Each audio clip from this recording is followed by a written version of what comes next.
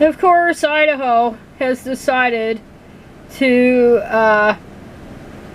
go back to the middle of the 20th century on abortion in its insane attempt to make it illegal. And of course they banned almost all abortions in that state. And the top Idaho Supreme Court said it refused to stop a Republican-backed state law criminalizing nearly all abortions from taking effect after the U.S. Supreme Court overturned, the Roe v. Wade and all that. It says here, in a 3-2 ruling, the Idaho Supreme Court rejected a bid by a Planned Parenthood affiliate to prevent a ban from taking effect on August 25th that the abortion provider argued would violate Idahoans' privacy and equal protection rights under the state's constitution. The measure allows for abortions only in cases of rape, incest, or prevent a pregnant woman's death. Well, at least it's better than some states. But, it's all, like I said, it's all about whether the woman in question is a virtuous woman or a slut. That's why they have the exceptions. It was on the woman to prove she's not a slut. Like I said, like with getting rape convictions, same damn thing historically. So, okay, so that's all well and good. And as I talked about Idaho, it has a lot of Mormons in that state. It's not just right-wing militia crap, but they have like 26% Mormon. And of course, the Mormons have a lot of undue influence. And granted, most of the Mormons are in the eastern part of the state and not the western part, like in Boise and all the surrounding areas. But what's hilarious is that this paper is from Ontario, Oregon. Of course, I've talked about Ontario, Oregon, because I went there to visit that friend's grave. And this is a slanted article because they don't call the protesters anti-abortion. They're pro-life. Well, no, they're not pro-life. But anyway, this is a future home of Planned Parenthood, which is in Ontario. And as I said, Ontario is right on the border of the Snake River. And that means right over the bridge or right on the I-84, you're in Idaho. So it's right there. It reminds me of the casinos in Reno or up at Lake Tahoe, and they have State Line, Nevada. And I think it was Harvey's or one of those resort hotels. They're right up there on the border, right there on the state line. That's why they call it State Line, Nevada. Right up to it. So now they're putting the abortion clinic right there. It's not right exactly on the border, but it's close enough that people in the so-called Treasure Valley, women in the Treasure Valley, if they need those services, they can just, travel 50 miles or whatever to Ontario. And as this article noted, the nearest abortion services right now, and I had wondered about that, are in Bend. So that's quite a drive. That's a few hours. From there, oh gosh, let's see how far. Maybe four or 5 hours might be from, say, Boise or even Ontario. We'll say about 4-hour drive from Ontario. But I think it's hilarious. So then, of course, the anti-abortion nutters, this is an article from late July, they go and they protest it. Oh, they're all about life. Oh, they're about punishing women for having sex and all this shit. Now this, a woman from Juntura, which is nearby, it's in Malheur County, she helped organize these nutters in that protest.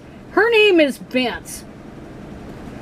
And I tried to do a search, and the current representative, U.S. representative for District 2 in Oregon, that's almost the entire state except the Willamette Valley and Portland, well, probably around Douglas County, north on the I-5 corridor, is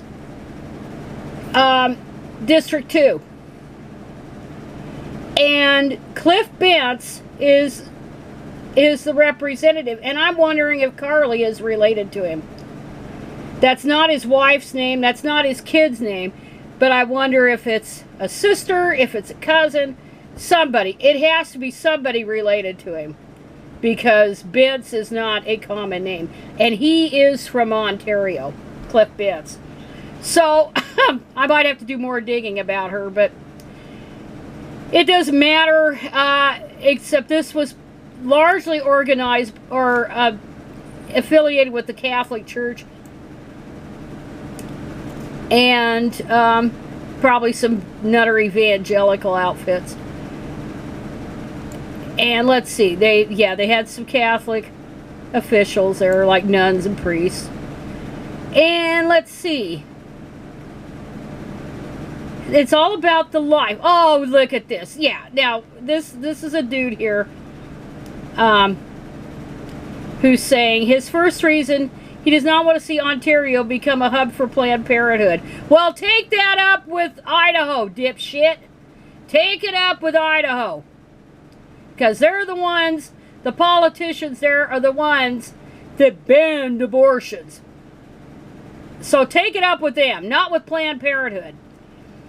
Anyway, he said, commenting that the town was already inundated, he said that his main reason for being there is life from conception to natural death, just to protect life. No, you don't give a shit about women. They're just a vessel. Now look at this. He then suggested that some people need to take a stronger role in protecting the life they create. Men need to stop using women and leaving them as baggage, he said. So a baby that you're supposedly so pro for, a baby is baggage to you. No, what you want to see is a return to shotgun marriages. That's what you want to see. Yeah, it's using women. Using them. Yeah, that tells you everything. It proves to me that Andrea Dworkin was right about that right-wing mentality.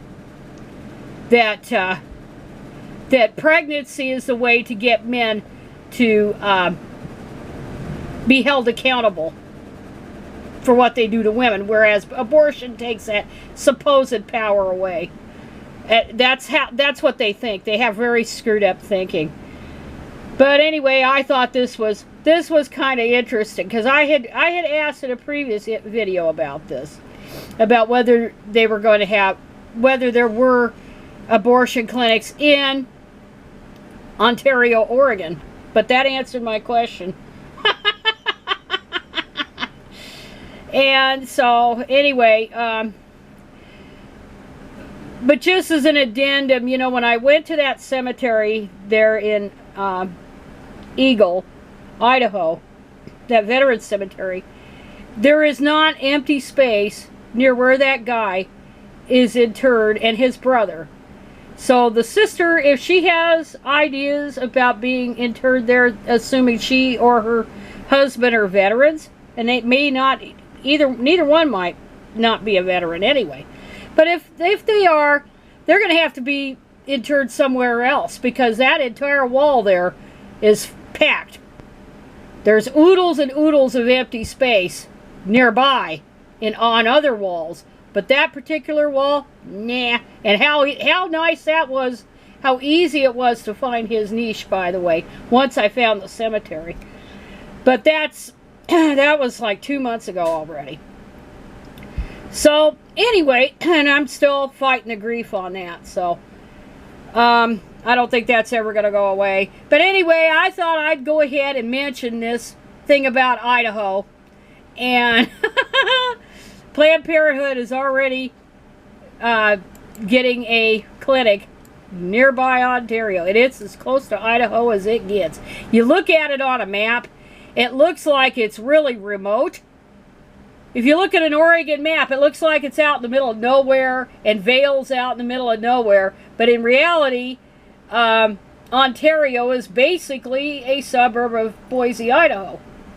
It's only about 50 miles away. And then, of course, Boise is a major metropolitan area with about 750,000 people. So that's all for today.